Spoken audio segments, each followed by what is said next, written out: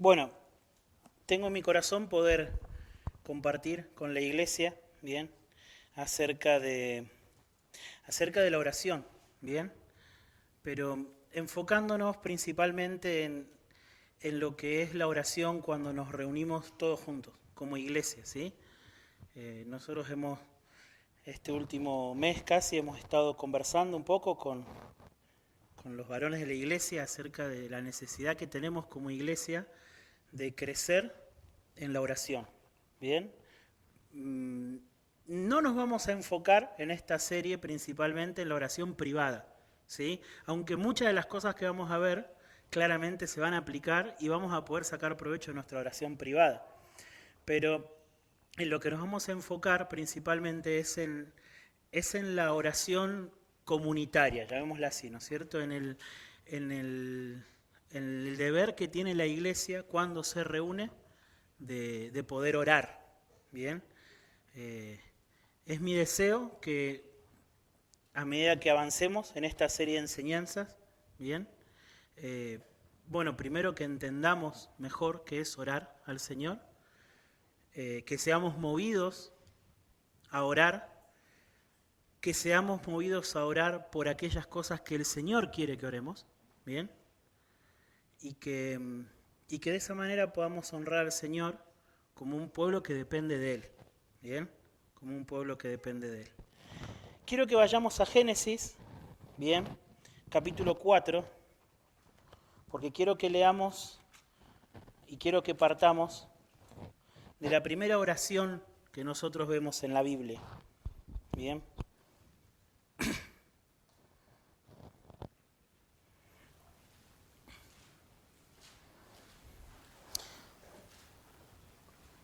Génesis capítulo 4 dice el versículo 25, de esta manera: Adán se unió otra vez a su mujer, y ella dio a luz un hijo y le puso por nombre Set, porque dijo ella: Dios me ha dado otro hijo en lugar de Abel, pues Caín lo mató.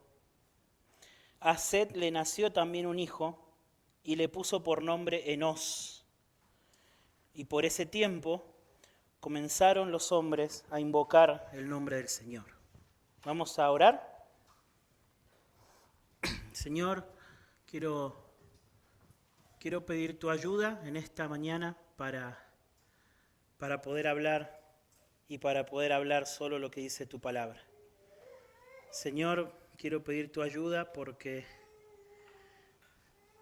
siempre que alguien se para con tu palabra, podemos correr el riesgo y la tentación de mezclar tu palabra con nuestras opiniones, y yo quiero pedirte que me ayudes a no cometer ese pecado, ese error, y que ayudes a mis hermanos a poder distinguir la verdad del error a medida que me escuchan. Señor, quiero pedirte que a lo largo de estas enseñanzas, en donde vamos a estar meditando en nuestra necesidad de invocar tu nombre, a lo largo de estas enseñanzas, nos hagas sentir cada vez más insuficientes y necesitados de tu presencia en medio nuestro, Señor, de nuestra dependencia, de tu amor, de tu poder, de tu autoridad, de tu soberanía y de tus promesas sobre todas las cosas, Señor. Señor, que tu iglesia pueda ser una iglesia que invoca tu nombre, Señor. Que esta iglesia pueda ser una iglesia que avanza en dependencia tuya, que extiende tu reino en dependencia tuya, Señor. Queremos ver en medio nuestro cumplidas todas tus promesas, Señor. Queremos ver en medio nuestro cumplidas todas tus promesas. Que pecadores se salven, que tu iglesia sea santificada y que el evangelio avance y que en esta ciudad muchos te conozcan, Señor. Eso queremos. Ayúdanos a entender y a recibir tu palabra. Yo te lo pido, por favor, en el nombre del Señor Jesús. Amén. Bueno, hermanos, ustedes saben que si ustedes quieren hacer sentir culpable a un cristiano, tienen que preguntarle acerca de su vida de oración. ¿Verdad? Ustedes quieren que un cristiano se sienta culpable y se sienta en falta, ustedes le preguntan cómo está su vida de oración y enseguida aparece la conciencia, ¿no es cierto?, recordándonos que no oramos tanto como debemos, ¿bien?, que no dependemos del Señor tanto como debemos. Todos nosotros sabemos, ¿sí?, que es quizás una de las cosas más débiles, una de las prácticas más débiles que tiene nuestra generación, ¿sí? Lo mismo puede decirse de una iglesia, ¿bien? Lo mismo puede decirse de una iglesia. Yo quiero, delante de ustedes, ahora, abrir la palabra de Dios para que sea la palabra de Dios la que nos dé la convicción de que nosotros como iglesia necesitamos ser una iglesia que invoca el nombre del Señor, una iglesia que ora, ¿bien? Una iglesia que ora. A lo largo de este estudio, con lo que nos vamos a encontrar, ¿sí?, o con lo que yo quiero que ustedes se encuentren, no es con una persona que desde un lugar, ¿sí?, de ser un experto en oración, les habla a personas que no lo son. No, somos compañeros de batalla, ¿bien? Somos compañeros de batalla, somos personas que luchamos para poder tener el tiempo, las fuerzas, la concentración y el corazón para poder orar, ¿bien? Pero a menos que sea la palabra de Dios la que nos convenza de orar con el corazón correcto y orar por las cosas correctas, nosotros no solamente nos va a costar orar, sino que cuando oremos probablemente oremos mal, ¿sí? Oremos mal. Y orar mal no solamente es pecaminoso, sino que también es frustrante. Santiago dice en su carta, ¿bien?, le escribe a un grupo de hermanos y le dice: ustedes piden y no reciben porque piden mal, dice. Porque piden mal. O sea, estos hermanos quizás no tenían problemas con la oración, pero sí su frustración estaba con que se sentían que Dios no los escuchaba. ¿Por qué? Porque pedían mal. Entonces, nuestra ignorancia acerca de la oración no solamente nos debilita, sino que también nos frustra. Nos hace sentir que el cielo es de bronce, que Dios no nos escucha, ¿bien? Y por lo tanto que la oración es inútil, ¿bien? A lo largo de esta serie de enseñanzas, ¿bien?, que vamos a tener en este mes, vamos a tratar de responder dos preguntas. La primera pregunta que vamos a tratar de responder, y es en donde nos vamos a enfocar hoy, es ¿qué es orar según la Biblia? ¿Bien? ¿Qué es orar? Esa es la primera pregunta. Y la segunda pregunta que vamos a tratar de responder es ¿por qué cosas debe orar el pueblo de Dios? ¿Bien? ¿Cuáles son las cosas por las que debe orar el pueblo de Dios? Bien, esta serie de enseñanzas se va a enfocar en eso y, como les dije al principio, no va a estar principalmente enfocada en la oración privada. ¿Bien? No va a estar principalmente enfocada en eso, sino más bien en la oración comunitaria. ¿Cómo debemos orar juntos?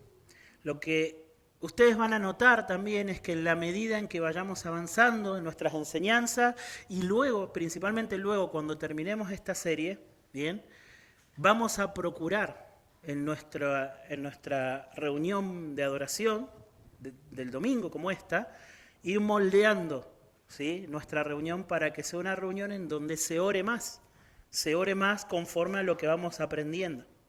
¿Bien? Así que eso es un poco el propósito y el sentir de esta serie de enseñanzas. ¿Bien? Bueno, ¿qué es orar? ¿Qué es orar? Esa es la respuesta, esa es la pregunta que vamos a tratar de responder hoy. ¿Bien? Nosotros desde muy chiquititos, quienes tenemos contacto con la iglesia, con la Biblia o con cualquier persona que nos enseña algo acerca del Señor, nos enseñan que tenemos que orar. Y cuando nos quieren decir qué es orar? Orar es hablar con Dios, ¿no es cierto? Es la respuesta más sencilla que se le da a un pequeño y que probablemente muchos de nosotros hayamos recibido. Bien, ahora lo que vamos a tratar de hacer, bien, es darle una vuelta de rosca a esa definición, ¿sí? Porque en la Biblia hay muchas personas que han hablado con Dios. Y sin embargo la Biblia no describe ese diálogo como una oración.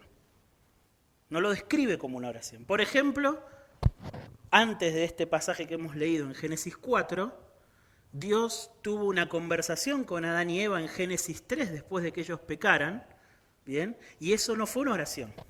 Dios le dice a Adán, Adán, ¿qué hiciste? ¿Quién te enseñó que estabas desnudo? ¿Por qué comiste el árbol que yo te dije que no comieras? Y Adán le dijo, la mujer que me diste... Eso es un diálogo. Adán estaba hablando con Dios, pero eso no es la descripción de una oración. Eso no es la descripción de una oración. ¿Bien? Incluso después, más adelante en la Escritura, nosotros tenemos situaciones en donde se distingue claramente a personas que hablan con Dios a cuando esas personas están orando, ¿sí? Hay un caso muy claro en el Éxodo en donde, por ejemplo, se nos dice que Moisés hablaba con Dios cara a cara, dice, como una persona habla con su compañero, para describirnos la cercanía que tenía Moisés con Dios, pero eso no era una oración. De hecho, después se nos dice que Moisés, en medio de la batalla de Israel, ¿sí? con uno de sus enemigos, ahí sí Moisés subió al monte y alzaba sus manos e invocaba al Señor para que Israel ganara la batalla. Eso sí era una oración, ¿cierto? Quizás en la escritura con lo que nos vamos a encontrar es que mayormente cuando los autores bíblicos hablan de la oración no utilizan una descripción de diálogo, ¿sí? Sino más bien utilizan una expresión que es la que hemos leído acá, invocar el nombre del Señor, ¿sí? Invocar el nombre del Señor. Claramente es hablar con el Señor. Bien, invocar el nombre del Señor es hablar. Uno habla y sabe que el Señor le escucha, uno está hablando con Dios. Bien, pero invocar el nombre del Señor tiene más que simplemente hablar. Bien, tiene más que simplemente hablar y eso es lo que quiero que examinemos. Eso es lo que quiero que examinemos. Y lo que vamos a tratar de hacer hoy día, muy brevemente y muy por encima, es recorrer a lo largo del Antiguo y del Nuevo Testamento el testimonio bíblico de lo que es de personas que han orado y a raíz de ver ese testimonio, juntar toda la evidencia y tratar de sacar alguna conclusión de qué es lo que se trata orar, ¿sí? Yo quiero que, mirando este pasaje que hemos leído, bien, respondamos 3 preguntas. Estas 3 preguntas nos van a dar una primera respuesta acerca de qué es la oración y después a esa primera respuesta la vamos a tratar de poner a prueba en el resto de los pasajes bíblicos que hay a lo largo de la Escritura. Lo primero, ¿quiénes oran? ¿Quiénes son los que invocan el nombre del Señor en estos versículos? ¿Bien? ¿Por qué me concentro en estos versículos? Porque es la primera oración que aparece en la Biblia. La primera oración. ¿Bien? ¿Y quiénes son los que oran? Bien. Génesis 4, todo el capítulo de Génesis 4, es la historia de los hijos de Adán y Eva. ¿Bien? Adán y Eva ya pecaron. Ellos ya fueron expulsados del huerto del Edén. Ellos tienen 2 hijos. O sea, la historia es conocida. Caín y Abel. Caín y Abel. ¿Bien? Bueno, la primera parte del capítulo 4 nos muestra cómo es que ya en la primera generación tenemos un asesino. Caín, uno de los hijos de Adán y Eva, mata a su hermano. ¿Bien? Y gran parte de este capítulo nos cuenta la historia de Caín y de sus hijos. ¿Bien? Caín, un asesino, y tiene hijos que también son asesinos. Si ustedes leen, hay otro hombre ahí, un bisnieto de Caín, que también, otro asesino, ¿sí? Mató a otro hombre. Y encima se jactaba, hacía canciones delante de su familia, contando que había matado a un hombre. ¿Bien? Son los hijos de Caín.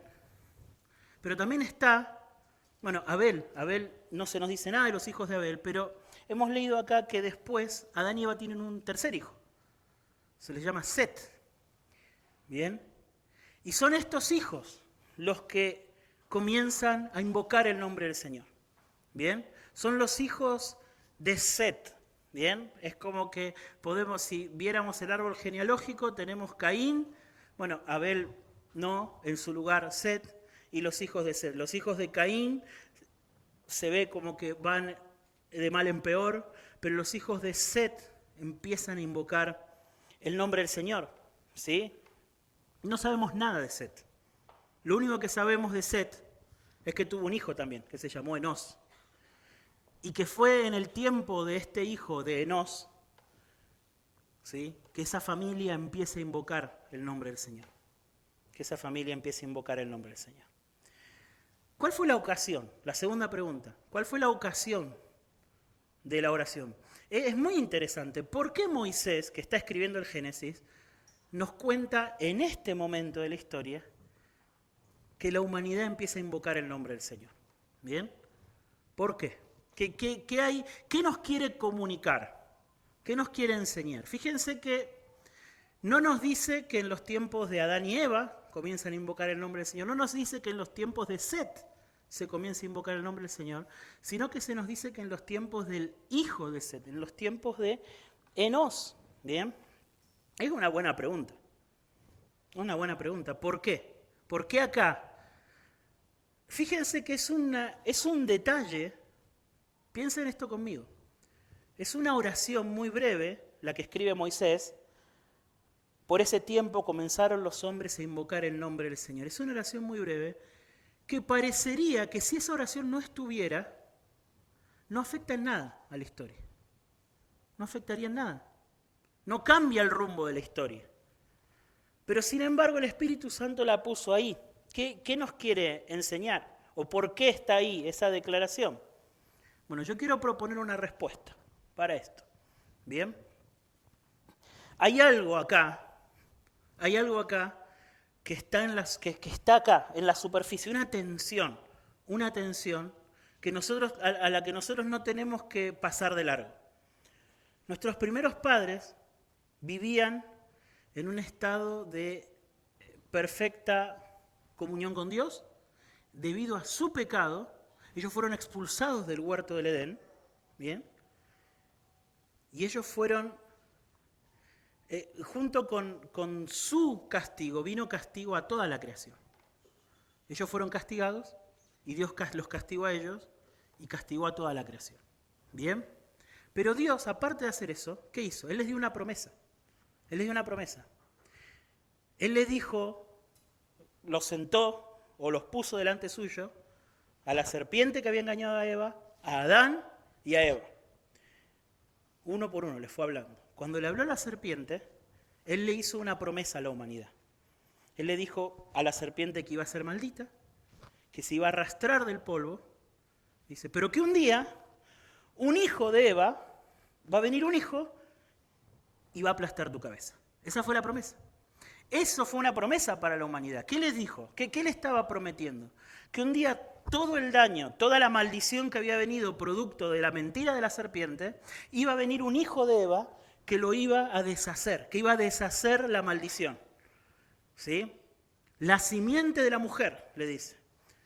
¿Bien? La simiente de la mujer, vas a herir a la simiente, pero ella te va a dar una herida mortal, ella te va a pisar la cabeza. Esa es la frase de Dios. La simiente de la mujer va a venir y va a pisar la cabeza. Entonces, ¿qué es lo que pasa? Después pasan los años, o pasan los días quizás, y Eva tiene un hijo. ¿Y qué es de lo primero que se acuerda a Eva cuando tiene su hijo? De la promesa. Dios prometió que un hijo mío iba a deshacer todo esto, lo iba a deshacer. Entonces, cuando nace Caín, lo primero que hace Eva es decir, este hijo, por voluntad del Señor, vino este hijo es el cumplimiento de la promesa. Bueno, Caín no fue el cumplimiento de la promesa. Claramente no lo fue. No lo fue. Génesis 4 nos demuestra que Caín, en lugar de ser nuestro Salvador, fue un asesino. ¿Verdad? Eso es lo que fue. Entonces, Eva vuelve a quedar embarazada. Y tiene a Set. ¿Y qué es lo que dice? Dios me ha dado otro hijo en lugar de Abel. ¿Saben que esa frase, Dios me ha dado otro hijo en lugar de Abel? ¿Sí? Eva utiliza la misma palabra que usó Dios cuando le habló a la serpiente y le dijo, un hijo, la simiente de la mujer te va a derrotar. Esa palabrita, la simiente, es la misma que usa Eva, diciendo, Dios me ha dado una simiente. Eso es lo que está diciendo Eva. ¿Qué es lo que está haciendo al recitar las palabras de la promesa? Está diciendo, ahora sí, viene el hijo que Dios me prometió y que va a deshacer todo esto. Ya no va a haber más hijos míos que maten a otros hijos míos. Él va a deshacer todo eso. ¿Qué pasó? Set tampoco era. Y nace Enós. Y ya el resultado era evidente. Ya la conclusión era evidente. La promesa va a tardar. La promesa no es inmediata. Si uno escucha una promesa, Adán y Eva escucharon la promesa y probablemente pensaron que enseguida un hijo directo de ellos iba a ser el cumplimiento. Ya a la tercera generación ya era evidente. La promesa va a tardar. ¿Y qué empiezan a hacer los hombres? Empiezan a invocar el nombre del Señor. Entonces nosotros no podemos desconectar la promesa de esta declaración que hay de que los hombres empiezan a orar, empiezan a invocar el nombre del Señor. ¿Sí? Cuando nosotros conectamos eso, de alguna manera podemos entender por qué empezaron los hombres a orar. ¿Qué fue lo que empezaron a pedir los hombres entonces? Que Dios cumpla su promesa. Que venga la simiente. Que venga el Salvador. Que venga el que va a vencer a la serpiente. El que va a hacer que todo esto ya no sea más así. El que va a hacer que ya no nos matemos los unos a los otros. Que venga la promesa. Que venga. Esa es la conexión que hay entre Dios me ha dado otro hijo, Dios me ha dado otra simiente y la declaración, los hombres empezaron a invocar el nombre del Señor. Hermanos, acá nosotros tenemos una declaración, ¿sí?, de qué es lo que movió el corazón del pueblo de Dios a orar desde el principio. ¿Qué fue lo que los movió? La promesa de un Salvador, la promesa de un vencedor sobre la serpiente y sobre todos sus efectos en nosotros y en el mundo. Dios nos prometió un Salvador y queremos que este Salvador venga. Si nosotros empezamos a leer el Génesis, vamos a ver que a lo largo del Génesis esa promesa está ahí latente, los hombres de Dios hablan de esa promesa. Dios vuelve a aparecer y vuelve a dar esa promesa. Dios ahora se le aparece a Abraham. Luego se le aparece a Abraham en Génesis capítulo 12 y les dice, yo quiero que me obedezcas, le dice. Quiero que me sigas. Yo voy a levantar de ti una nación y en tu simiente, le dijo, un hijo tuyo va a ser la simiente, en tu simiente serán benditas todas las naciones de la tierra. Fíjense cómo aparece de nuevo la promesa, pero es como que la promesa de entre todos los hijos de Adán, de entre todas las familias que empezaron a poblar la tierra, Dios se concentra en una ahora y dice, va a venir de la familia de Abraham. Y conecta la promesa, la vieja promesa del huerto del Edén, la conecta con la familia de Adán. ¿Y qué es lo que empieza a hacer la familia de Abraham? Empieza a invocar el nombre del Señor. Bueno, eso lo vemos en todo el Génesis, pero yo me quiero concentrar solamente en una oración. Génesis 32, versículo 9. Dice así la palabra de Dios. Entonces Jacob dijo, oh Dios de mi padre Abraham, Dios de mi padre Isaac, oh Señor, que me dijiste, vuelve a tu tierra, a tus familiares y yo te haré prosperar. Indigno soy de toda esta misericordia y de toda la fidelidad que has mostrado a tu siervo. Porque solo con mi cayado crucé este Jordán y ahora he llegado a tener 2 campamentos. Líbrame, te ruego, de la mano de mi hermano, de la mano de Esaú, porque yo le tengo miedo. No sea que venga y me hiera a mí y a las madres con los hijos, porque tú me dijiste, de cierto te haré prosperar y haré tu descendencia como la arena del mar, que no se puede contar por su gran cantidad. ¿Bien? Pongamos pausa acá en este momento de la historia. ¿Bien? Quizá para entenderlo habría que tener un contexto de todo el Génesis que nosotros no podemos tenerlo porque no tenemos el tiempo para hacerlo, pero básicamente piensen en que Abraham le enseñó de la promesa a su hijo Isaac. Le enseñó, Dios nos prometió que el Salvador iba a venir por nuestra familia. Dios nos prometió que va a ser por medio de nosotros que Él iba a enviar a la simiente prometida a Eva. Dios prometió que iba a ser de nosotros una nación grande, muchos, como la arena, como las estrellas. Va a ser de nosotros una nación y que un día un hijo que van a ser del medio nuestro va a ser esa simiente, ese hijo de Eva prometido. Isaac le enseña eso a su hijo Jacob. ¿Bien? Jacob es el nieto de Abraham, se lo enseña. Ellos lo aprenden, ellos lo saben, ellos lo entienden. Ellos creen en la promesa. Ellos creen que creen en que Dios les había prometido que un día un hijo de ellos iba a ser el gran Salvador. Iba a ser el Salvador. Entonces, bajo esa convicción, es que ellos piden a Dios ¿qué cosa? Que cumpla su promesa. ¿Qué pidió Jacob acá? No nos quedemos en la superficie. Jacob no pidió liberación solamente. Jacob no pidió que Dios lo prospere solamente. ¿Por qué Jacob pidió que Dios lo libre? ¿Por qué Jacob pidió que Dios lo prospere? ¿Por qué Jacob pidió tener muchos hijos? Como una multitud, como dice acá. ¿Por qué? Porque eso era lo que Dios les había prometido. Para que el hijo llegara, esa familia tenía que crecer, tenía que sobrevivir. Génesis, el gran tema del libro de Génesis, es que la familia de la promesa sobrevive, no por sus habilidades, sino porque Dios la cuida. La familia de la promesa sobrevive. Entonces, Abraham va a Egipto, ¿bien? Y en Egipto sobrevive. Pasan hambre en la tierra, pero sobreviven porque Dios los provee. Dios le manda a Abraham a sacrificar a su hijo, pero salva a su hijo. ¿Por qué? Porque tiene que sobrevivir. Si es el hijo de la promesa, tiene que sobrevivir. Los hijos de Jacob más adelante pasan hambre, pero Dios los libera llevándolos a Egipto. Y fíjense toda la vuelta que Dios tuvo que hacer para llevarlos a Egipto.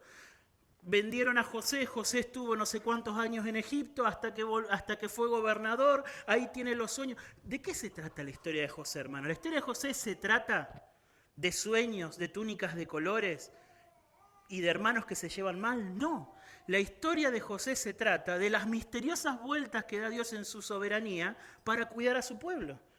¿Por qué José tenía que llegar a ser gobernador de Egipto? Para poder cuidar de sus hermanos, el día que sus hermanos llegaran con hambre, sin comida, él tenía que cuidar de ellos. Y él los recibió en Egipto. Y José les dice a sus hermanos, ustedes pensaron mal contra mí, pero Dios todo eso lo estaba pensando para bien, porque había que salvar al pueblo. Eso es lo que les dice José. ¿Por qué? Porque era el pueblo de la promesa. Porque de ese pueblo tenía que venir un día el Salvador. Tenía que venir. Entonces el pueblo no podía desaparecer. Y aunque ellos se esforzaron por desaparecer,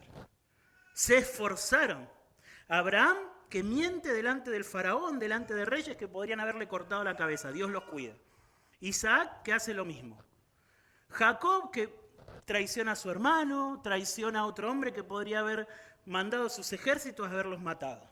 Los hermanos de José, que en una revuelta van y prenden fuego a una ciudad. Hermanos, prenden fuego a una ciudad. Estaban mal de la cabeza esa gente.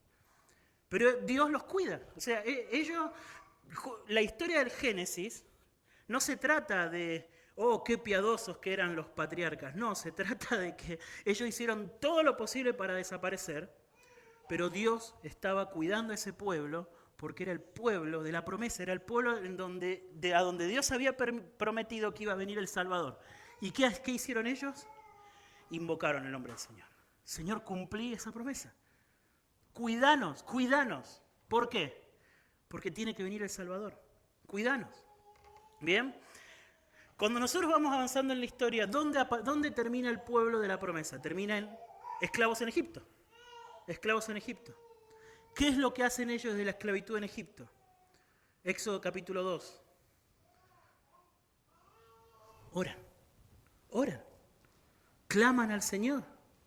Y el Señor escucha su clamor, dice Moisés. ¿Y se acuerda de qué? Se acuerda de su pacto con Abraham, con Isaac y con Jacob. Y Dios después le dice a Moisés, cuando Dios lo llama a Moisés, Dios le dice, yo voy a liberar, yo voy a descender a liberarlos porque yo escuché su clamor y yo me acordé que hice un pacto con Abraham, con Isaac y con Jacob. Dios responde, ¿por qué? Porque ellos clamaron, ¿cómo? ¿Acordándose de qué? De la promesa. La promesa. Ellos salen de Egipto, con señales, con milagros, con plagas, salen de Egipto. ¿Y qué es lo que pasa después? Ellos son un desastre.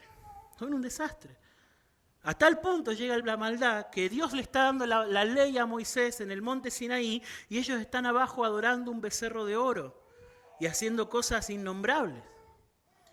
Dios decide que va a castigar a ese pueblo y Moisés ora, Moisés intercede por ese pueblo. Escuchen las palabras con las que ora Moisés. Entonces Moisés suplicó ante el Señor su Dios y dijo, oh Señor, ¿por qué se enciende tu ira contra tu pueblo que tú has sacado de la tierra de Egipto con gran poder y con mano fuerte? ¿Por qué han de hablar los egipcios diciendo, con malas intenciones los has sacado para matarlos en los montes y para exterminarlos en la superficie de la tierra? Y ahí viene el pedido, vuélvete del ardor de tu ira, desiste de hacer daño a tu pueblo. Acuérdate de Abraham, de Isaac y de Jacob. Acuérdate, ¿de qué? De la promesa. La promesa. Acuérdate de Abraham, de Isaac, de Israel, tus siervos, a quienes juraste por ti mismo y les dijiste, yo multiplicaré la descendencia de ustedes como las estrellas del cielo y toda esta tierra de la cual he hablado será de tus descendientes y ellos la heredarán para siempre. La respuesta, y el Señor desistió de hacer el daño que había dicho que haría a su pueblo. Moisés clamó al Señor, invocó el nombre del Señor, ¿sobre qué? Sobre la base de la promesa. De la promesa. ¿Bien? Fue por la promesa que Moisés fue con valor a pedir. Es muy curioso, ¿vieron la pregunta que Moisés le hace a Dios? ¿Por qué se enciende tu ira contra tu pueblo? Esa pregunta, piensen, no tiene sentido esa pregunta. Era obvio, la respuesta era obvia. El pueblo estaba adorando a un dios egipcio, eso es lo que estaba haciendo, a un ídolo egipcio, llamando Jehová a ese ídolo egipcio. O sea, hicieron un becerro, como habían hecho los egipcios, y decían que ese era el Señor que los había sacado de allá de Egipto. Estaban adorando con celebraciones inmorales a ese Dios. Y Moisés le pregunta, Señor, ¿por qué se enciende tu ira contra tu pueblo? Parece una pregunta que no tiene sentido, pero ¿por qué Moisés oró de esa manera? Porque había una promesa. Había una promesa, es lo que le dice él al Señor. Prometiste que a este pueblo lo ibas a llevar. No podés destruirlo acá, Señor. No podés destruirlo, ¿qué van a decir nuestros enemigos? Y así es como este pueblo, no porque ellos eran el mejor de todos los pueblos, sino por la promesa, así es como este pueblo hereda la tierra prometida. Hereda la tierra prometida. Ellos no son el gran... Paréntesis, cuando lean el Antiguo Testamento, mis hermanos, lean el Antiguo Testamento viendo que no hay ahí grandes protagonistas, grandes personas que son como, wow, yo quiero ser como este. No, ahí el protagonista es el Señor que con su gracia y con su misericordia perdona a su pueblo a pesar de su pueblo porque Él le hizo una promesa a su pueblo. Ese es el tema que atraviesa el Antiguo Testamento. ¿Sí? La gracia y la promesa. Entonces el pueblo llega a la tierra prometida. Pasan los años, qué años, batallas en Josué, ¿sí? Desastre, anarquía en Jueces. Bien. Llega David al trono de Israel. David es ungido como rey, Bien, y un día a David se le ocurre, yo quiero hacer una casa para el Señor. Él miró su casa, eso lo dice la palabra. No puede ser que yo viva en este palacio, imagínense lo que era la casa de David. Y la casa del Señor esté en una carpa, ahí estaba, en una carpa. Yo quiero hacer una casa para el Señor. Entonces el profeta viene con la palabra del Señor y le dice, no, te voy a dar la palabra del Señor. El Señor te dice, David, no vas a ser tú quien me edifique una casa a mí. Yo te voy a edificar una casa, una familia. Y Dios le hace una promesa a David. Dios le hace una promesa. Y le dice, tu hijo va a heredar un reino que no va a tener fin. Y todas las naciones le van a servir. Y todas las naciones le van a servir. Fíjense entonces, el hijo de la mujer, el hijo de Abraham, y de la familia de Abraham, ahora la familia de David. ¿Ven cómo esa promesa se va haciendo cada vez más específica? Entonces, en respuesta a esa promesa, ¿qué hace David? Invoca el nombre del Señor. 2 Samuel capítulo 7. Entonces el rey David entró y se sentó delante del Señor. Esto es inmediatamente después que David recibe la promesa. Imagínense cómo se sentía. ¿Quién soy yo? ¿Quién soy yo? Le dice David al Señor. ¿Quién soy yo? Oh Señor Dios, ¿y qué es mi casa para que me hayas traído hasta aquí? Y aún esto fue insignificante a tus ojos, oh Señor Dios, pues también has hablado de la casa de tu siervo, concerniente a un futuro lejano. ¿Y qué más podría decirte David? Pues tú conoces a tu siervo, oh Señor Dios. A causa de tu palabra, conforme a tu propio corazón, tú has hecho toda esta grandeza para que lo sepa tu siervo. Oh Señor Dios, por eso tú eres grande, pues no hay nadie como tú, no hay Dios fuera de ti, conforme a todo lo que hemos oído con nuestros oídos. ¿Y qué otra nación en la tierra es como tu pueblo Israel, al cual viniste a redimir? La promesa al cual viniste a redimir para ti como pueblo, a fin de darte un nombre y hacer grandes cosas a su favor y cosas portentosas en la tierra. Versículo 25, y ahora Señor Dios, confirma para siempre la palabra que has hablado acerca de tu siervo. ¿Qué le está diciendo al Señor? Señor, cumplí tu promesa. Le dice, confirma para siempre la palabra que has dado a tu siervo, es, Señor, cumplí tu promesa, cumplí tu promesa. Sea engrandecido tu nombre para siempre al decirse, el Señor de los ejércitos es Dios sobre Israel, y que la casa de tu siervo David sea establecida delante de ti. David ora pidiendo por él y por su familia, por su casa, por su descendencia. Pero ¿por qué pide por su familia? Porque ya el Señor dijo, va a ser de tu familia. Por eso es que David, por ejemplo, cantaba con tanta seguridad, aunque un ejército acampe contra mí, no temerá mi corazón. ¿Por qué? ¿Porque él se sentía invencible? ¿Porque él sentía que Dios lo iba a proteger pase lo que pase? Sí, pero ¿por qué sentía eso? Porque Dios había prometido que su casa iba a ser segura. ¿Bien? Por eso David estaba tan seguro de la protección y del cuidado de Dios sobre él y sobre su familia. Y de hecho Dios lo hizo. Dios cumplió esa promesa.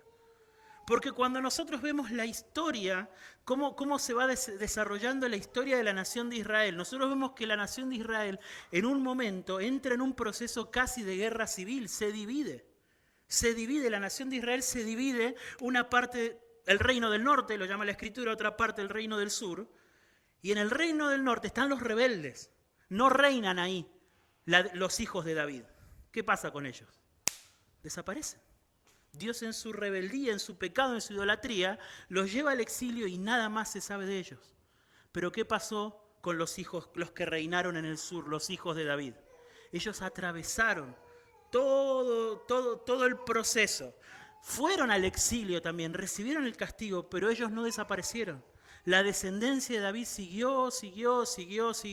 ¿Por qué Dios preservó a la descendencia de David? ¿Porque eran mejores que ellos, que los demás? ¿Porque ellos sí eran hombres buenos? No, no eran hombres buenos. Lean la historia, hermanos, no eran hombres buenos. Ellos llenaron Jerusalén de ídolos. Ellos llenaron el templo de falsos dioses, de prostitutas. Ellos llenaron la nación de Israel de árboles en donde se adoraba a los dioses falsos. Eso hicieron ellos. Quemaron a sus hijos en fuego. Eso hicieron los hijos de David. ¿Y por qué Dios se compadeció de ellos? Porque había una promesa de por medio. Había una promesa. Y los hombres piadosos, ¿qué hacían? Invocaban el nombre del Señor. Señor, cumplí la promesa. Cumplí la promesa. Por eso cuando empieza el Nuevo Testamento, ¿cómo empieza el Nuevo Testamento? Abran la Biblia, en primera página del Nuevo Testamento, ¿qué es lo que hay? Una genealogía. Qué aburridas que son las genealogías, ¿no? No. Las genealogías son el testimonio de cómo Dios fue cumpliendo la promesa. Cómo Dios fue preservando a un montón de personas insignificantes a nuestros ojos. Bien, algunos hasta uno diría, pero Dios salvó a este de la muerte, no lo castigó, no lo llevó al exilio, no hizo desaparecer a esta familia. No. ¿Por qué? Porque había una promesa. Había una promesa. Y este engendró a este, este engendró a este, este engendró a este, este engendró a este. Y este se casó con esta señorita, de la cual nació Jesús. Llegó, ¿quién llegó? Llegó la simiente. Llegó la simiente al fin. Ellos, ese que estaban esperando a Adán y Eva. Ese que ellos cuando alzaron a Caín, cuando alzaron a Sed en sus manos, pensaron que era él. No, tardó generación, pero llegó. Llegó. Y a lo largo de todos esos años, ¿qué hicieron? ¿Qué hizo el pueblo de Dios? Invocó el nombre del Señor. ¿Pidiendo qué? ¿Pidiendo qué? Cumplí la promesa, Señor, cumplí la promesa. Envía a la simiente de la mujer, envía al hijo de Abraham, envía al hijo de David, envíalo. Y los profetas hablaron del día en que iba a venir la promesa. Y la promesa llega ¿cuándo? Cuando viene Jesús. Y cuando viene Jesús, y los discípulos de Jesús le piden a Jesús que les enseñe a orar. ¿Cómo les enseña a orar Jesús? Padre nuestro que estás en los cielos, santificado sea tu nombre. ¿Qué más? Venga tu reino. Señor, establece definitivamente la promesa. Que venga tu reino. Que la maldición que trajo el pecado desaparezca para siempre. Que venga tu reino. Que venga tu reino. Así enseñó Jesús a orar a sus discípulos. Los envió, vayan, ustedes van a vivir, van a predicar como ovejas en medio de lobos, prediquen el reino de Dios. ¿Y qué les dijo? ¿Qué les dijo? Ustedes tienen un Padre. Tienen un Padre al cual ustedes le van a pedir y Él les va a dar. Una puerta donde van a llamar y se les va a abrir. ¿Pero en qué contexto? Mientras ellos van, ¿qué cosa? Extendiendo el reino. Ellos van cumpliendo, o Dios va cumpliendo la promesa por medio de los discípulos, y los discípulos van clamando al Señor para que Él les dé todo lo que ellos necesitan para cumplir con su labor y que la promesa se cumpla. Para que la promesa se cumpla. Para que el reino de Dios definitivamente venga. Venga, para que, así como vino el rey, e inauguró el reino de Dios, para que este reino definitivamente se establezca en toda la tierra. De manera que en el Nuevo Testamento, después de que vino el hijo de la mujer, después de que vino el hijo de Eva, el hijo de David, invocar el nombre del Señor sigue siendo pedirle al Señor que Él cumpla su promesa. Que Él santifique su nombre en medio nuestro. ¿Qué significa que el nombre de Dios sea santificado? Que el nombre de Dios sea adorado. Que el nombre de Dios sea reverenciado, sea amado, sea tratado con la dignidad que Él lo merece. Que los hombres, en vez de ser rebeldes, en vez de odiar a Dios, se rindan ante Él, santifiquen su nombre. Él nos enseñó a orar así. O sea, que Él cumpla su promesa, que el reino se establezca, que la maldad sea derrotada en el corazón de los hombres, que venga su reino, que se haga su voluntad en la tierra como es hecha en los cielos. Nos enseñó a orar el Señor. ¿Cómo se obedece al Señor en los cielos? Él dice y los ángeles van. Son espíritus ministradores enviados por Dios para servir. O sea, Él manda y ellos van. ¿Cómo se obedece a Dios en la tierra? No se le obedece. Entonces, nuestra oración, ¿cuál es? Que se obedezca a Dios acá en la tierra como se le obedece en los cielos. Que Él cumpla su promesa, que Él establezca su reino, que el Evangelio conquiste los corazones desobedientes y rebeldes. Que Él cumpla con las viejas promesas del nuevo pacto, de perdonar los pecados, de dar un nuevo corazón, de derrotar los ídolos del corazón, de purificar el espíritu, de darle a los que tienen corazón de piedra un corazón de carne. Que Él cumpla su promesa. Eso es lo que pidió el pueblo de Dios. Cuando nosotros leemos en las cartas del Nuevo Testamento cómo oraba Pablo, Pablo una y otra vez le escribe a diferentes hermanos, diferentes iglesias: hermanos, yo estoy orando por ustedes. ¿Por qué él estaba orando por ellos? Él oraba por ellos para que ellos puedan conocer el amor de Cristo. Él oraba por ellos para que Dios les dé espíritu de sabiduría y de revelación, para que entiendan la herencia que ellos tienen en el Evangelio. Él oraba también con mucha angustia por aquellos compatriotas de él que aún no conocían a Cristo, que aún no tenían el Evangelio para que el Señor los salve. ¿Qué estaba haciendo? Él estaba pidiendo que Dios cumpla su promesa.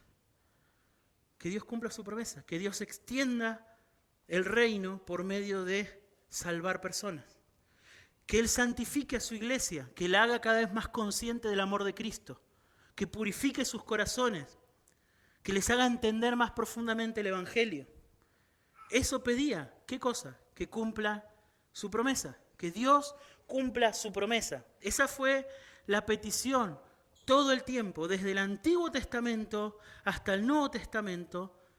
Orar fue invocar el nombre del Señor para que Dios cumpla su promesa.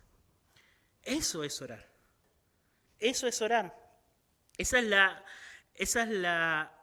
la propuesta de definición que tenemos acerca de la oración.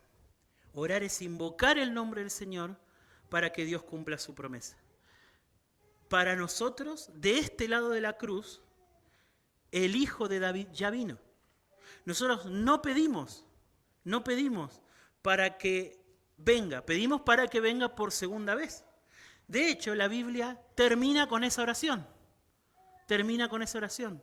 Y el Espíritu y la Iglesia dicen: ven, Señor Jesús, que venga a consumar aquello que ya inició. Que cumpla su promesa, que instaure cielos nuevos y tierra nueva, en donde no habrá más maldición. Esa es la palabra, no habrá más maldición. En donde la serpiente va a ser derrotada definitivamente, su cabeza va a ser aplastada, ya no se sabrá más de ella, ya no se sabrá más de los efectos de ella en esta creación. Cielos nuevos, tierra nueva. El Espíritu y la Iglesia dicen: ven. Es la oración, la última oración de la Biblia. La última oración. La Biblia empieza con una oración pidiendo que venga a salvarnos. La Biblia termina con una oración pidiendo que venga a terminar la obra, a consumar el reino de Dios. ¿Sí? Entonces, ¿se dan cuenta que orar es mucho más que hablar con Dios? ¿Sí? Es mucho más que hablar con Dios.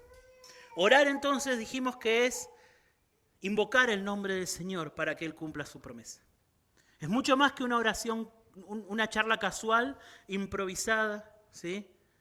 En donde se piden por diligencias del día y ya. No, es invocar el nombre del Señor para que Él cumpla su promesa, ¿sí? Es suplicar para nosotros de este lado de la cruz, confiando en la obra de Jesús. Nosotros sabemos por qué Dios puede perdonar a pecadores, por qué Dios puede cumplir su promesa. ¿Por qué? Por la obra de Cristo, porque Jesús puso su vida, porque el hijo de Eva vino e hizo lo que tenía que hacerse para derrotar a la serpiente. Él derrotó a la serpiente en la cruz. Eso fue lo que él hizo. Jesús mismo se describe a sí mismo como un hombre fuerte, atando a otro hombre fuerte. Él derrotando a Satanás. ¿Sí? Él lo hizo en la cruz. Él ya deshizo. Y como Él venció en la cruz del Calvario, derrotó, pisó la cabeza de la serpiente en la cruz del Calvario, ahora las promesas que Dios hizo, dice el apóstol Pablo, son para nosotros sí. Son sí y nosotros decimos amén a ellas, para gloria de Dios. Eso es lo que dice la palabra. O sea que Dios, por medio de Cristo, cumple su promesa. Nosotros ya, nuestra perspectiva de la promesa de Dios, de cómo Dios cumple su promesa, es más completa. Nosotros no solo sabemos que Dios nos hizo promesas, nosotros sabemos que Dios ya hizo lo decisivo para que esas promesas se cumplan. No hay absolutamente ninguna duda, no hay lugar para que las promesas de Dios no sean cumplidas. Es mirando a Cristo que nosotros pedimos a Dios que cumpla su promesa. Es mirando a Cristo.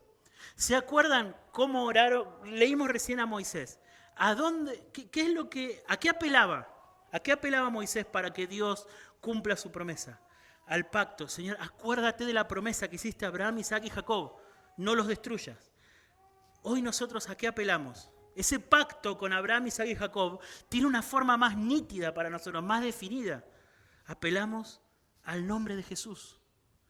Por eso, ¿cómo nos enseñó nuestro Señor a orar? ¿Cómo nos enseñó a orar? Pidan al Padre en mi nombre. En mi nombre. ¿Por qué? Porque es por medio de Él que las promesas se hacen realidad. Es por medio de su muerte, de su resurrección, que el enemigo es derrotado para siempre, que los efectos del pecado son deshechos y que Dios cumple sus promesas. Eso es orar en el nombre de Jesús, hermanos. Orar en el nombre de Jesús no es recitar un cierre en la oración.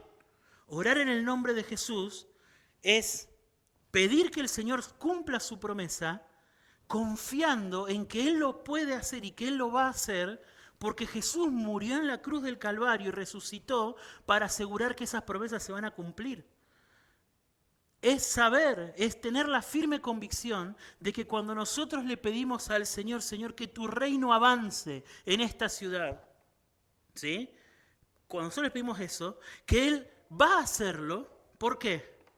Porque Él ya envió a su Hijo y su Hijo aseguró que su reino iba a avanzar. Él aseguró que su reino iba a avanzar, Él nunca lo puso en duda. ¿Ven?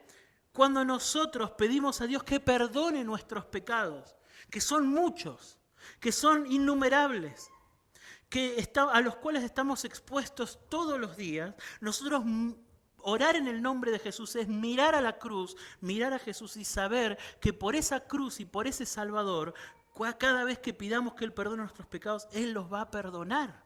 Él efectivamente lo va a hacer, Él lo va a contestar por esa cruz.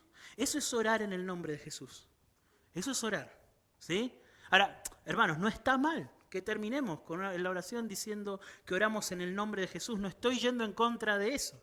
Solamente estoy diciendo que cuando hay una eternidad encerrada en esa oración, cuando decimos que oramos en el nombre de Jesús, hay algo muy solemne detrás de eso, ¿cierto?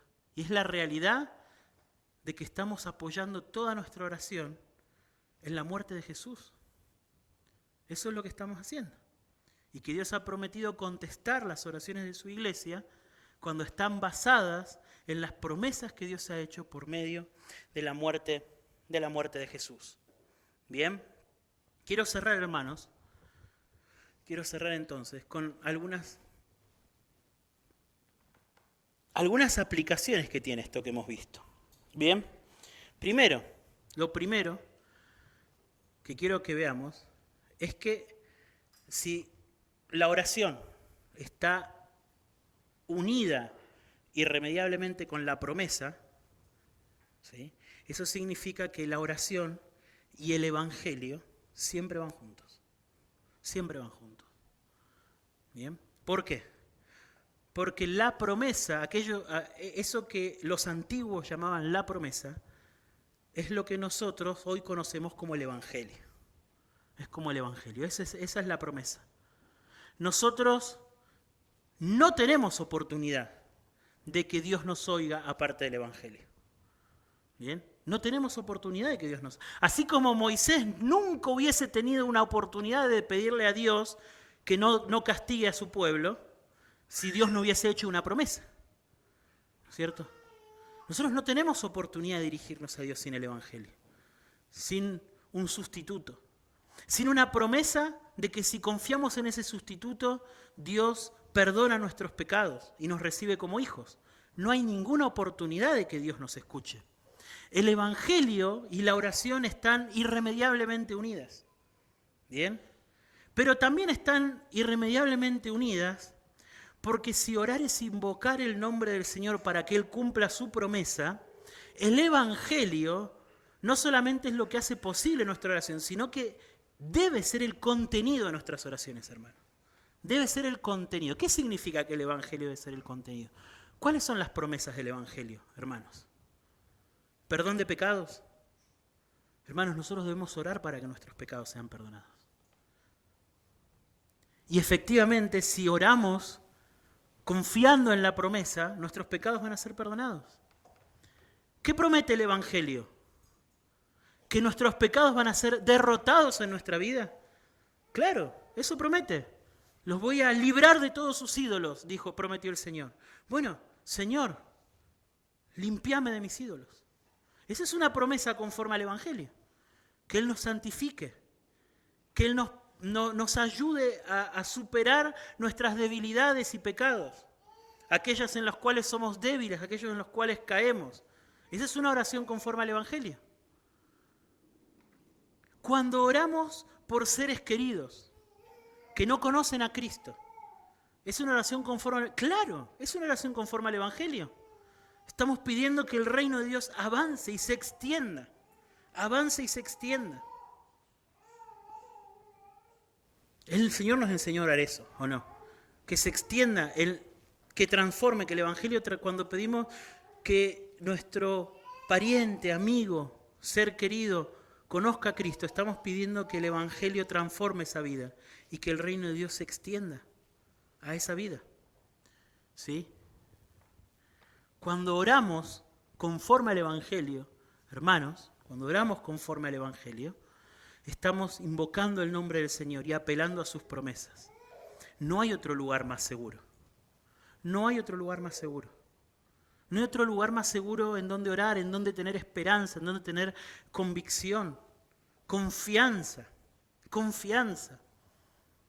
Confianza en la respuesta, confianza en ser escuchados. Es en el Evangelio, es apoyados en las mismas promesas que el Señor hizo para nosotros. Esto nos lleva a considerar una segunda cosa, ¿bien? Que profundiza esto que vengo diciendo. Y es que si nosotros conectamos la oración con la promesa del Evangelio, nosotros nos damos cuenta que la oración está especialmente diseñada para el mundo en el cual nosotros vivimos. ¿Sí?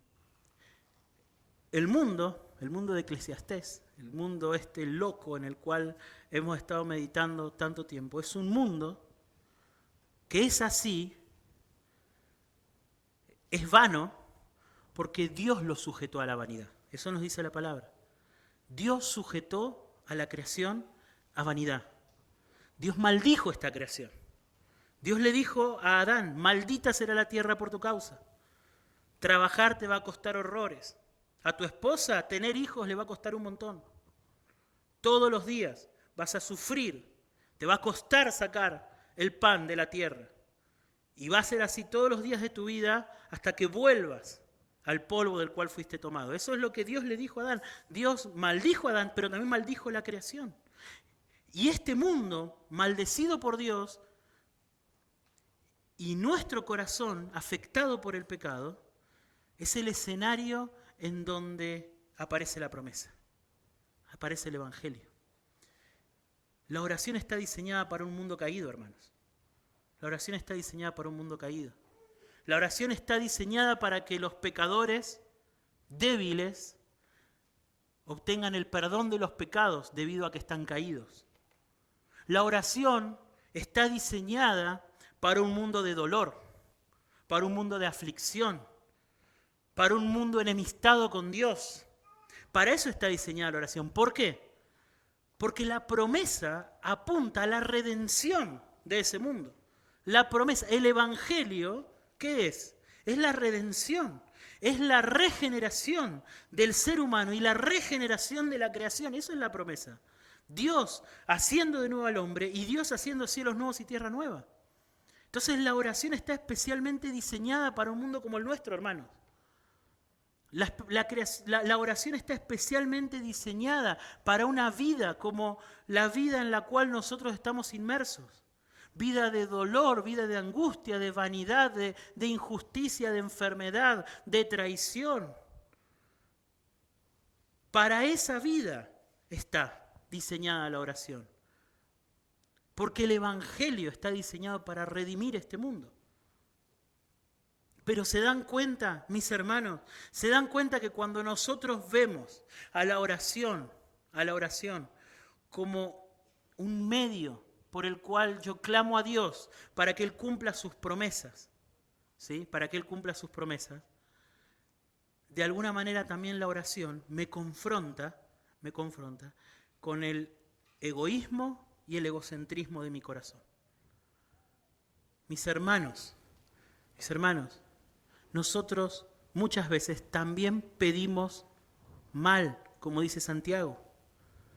Santiago dice, ustedes piden, pero no tienen lo que piden. ¿Por qué? Porque piden mal, y termina Santiago, para gastar en sus deleites. En sus deleites. Hermanos, Dios nunca nos prometió, la promesa del Evangelio no incluye pasar una vida sin sufrimiento. ¿Cuánto de nuestras oraciones se van pidiendo que Dios nos quite el sufrimiento? Dios no ha prometido eso, hermano. Dios no ha prometido eso. ¿Cuánto de nuestras oraciones se van pidiendo que Dios nos dé una vida cómoda? Quizás no con esas palabras, pero le pedimos al Señor que podamos tener esto, que podamos tener aquello, que nos ayude con este negocio. Hermanos, el Evangelio no nos ha prometido eso. No nos ha prometido eso. De manera que si nos sentimos un poco incómodos cuando Dios restringe la oración a la promesa del Evangelio, eso significa que estamos demasiado centrados en nosotros mismos. Demasiado centrados en que Dios procure principalmente nuestro bienestar. Ahora, mis hermanos, Dios quiere que estemos bien. Lo hemos visto en Eclesiastés, Dios quiere que estemos bien. Pero hay otras cosas que son mucho más importantes que Dios quiere para nuestra vida. Y que muchas veces van a ser incompatibles. El Señor le enseñó a sus discípulos que ellos podían pedirle a su Padre Celestial las cosas que ellos quisieran. Pero Él les dijo, ustedes tienen que saber que ningún padre que le pida pan a su hijo le va a dar una piedra. O si le pide un pescado le va a dar una serpiente. ¿Por qué Jesús le dijo eso a sus discípulos? Porque nosotros muchas veces, sin darnos cuenta, pedimos piedras y serpientes. Pedimos cosas que quizás sentimos que las necesitamos. Pero para el cumplimiento de la promesa son piedras y serpientes. Son cosas que si Dios nos las da, nos van a terminar alejando de Él. O son cosas que si Dios nos las da, nuestra fe no va a ser fortalecida. Nos va a impedir crecer y procurar el avance del Evangelio. O sea, van en contra de la promesa. Entonces nosotros tenemos libertad para pedir. Podemos pedir. Y muchas veces nuestro Padre Celestial nos va a responder en aquellas cosas que pidamos, que no están dentro de las promesas del Evangelio. Pero nosotros tenemos que saber que esa oración es una oración que Dios no ha garantizado responder. Dios no lo ha garantizado responder. Dios sí ha garantizado cumplir con su promesa. Dios sí ha garantizado cumplir con su promesa. Entonces la oración nos confronta, ¿no? con el egoísmo o el yocentrismo de nuestra vida, ¿no es cierto? Nos confronta. Nos lleva a examinarnos como iglesia, cómo hemos estado orando. ¿Qué cosas han sido nuestra prioridad? En lo individual, ¿cómo oramos? ¿Qué cosas son nuestra prioridad al orar? ¿Qué pedimos por nuestros seres queridos que no conocen a Cristo? ¿Qué pedimos? ¿Qué pedimos por ellos? ¿Qué pedimos por nuestros hermanos? ¿Qué pedimos para nuestras familias? ¿Qué pedimos nosotros? Pedimos cuando nos reunimos. Pedimos por el avance del Evangelio en nuestra ciudad, en el lugar donde el Señor nos puso, en medio de nuestros contextos. Pedimos para que el Señor santifique a su iglesia. Esas son las cosas relacionadas con la promesa, hermanos. Esas son las cosas. Y recuerden, orar es invocar el nombre del Señor para que Él cumpla su promesa. Para que Él cumpla su promesa. Mis hermanos, mi deseo para esta serie de enseñanzas, ¿bien?, es que nosotros podamos crecer como iglesia, en tener un corazón dependiente del Señor. Pero que podamos crecer como iglesia en la convicción de que el tesoro más valioso que nosotros tenemos son las promesas de Dios. Ese es el tesoro más valioso. El tesoro más valioso que tiene la iglesia es el Evangelio y las promesas contenidas en él. Eso es lo más valioso que tiene. Eso es lo que el Señor ha prometido hacer que crezca, como un árbol a cuya sombra se refugian los animales y las aves, el Evangelio, el reino de Dios. Bajo la sombra del reino de Dios, bajo la autoridad del Rey Jesús, confiando en nuestro Salvador, es que nosotros estamos seguros, incluso aunque nos toque atravesar las peores dificultades en esta vida, estamos seguros en su promesa,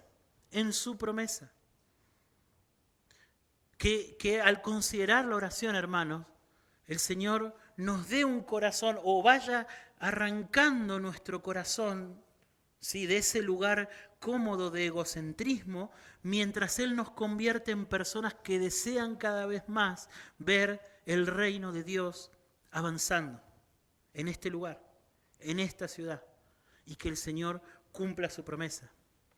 Que como iglesia aprendamos, hermanos, a tener el lenguaje de la palabra de Dios para orar, a orar con las palabras de la palabra de Dios, que esas palabras sean selladas en nuestro corazón y que con todo nuestro corazón podamos orar como la palabra de Dios ora.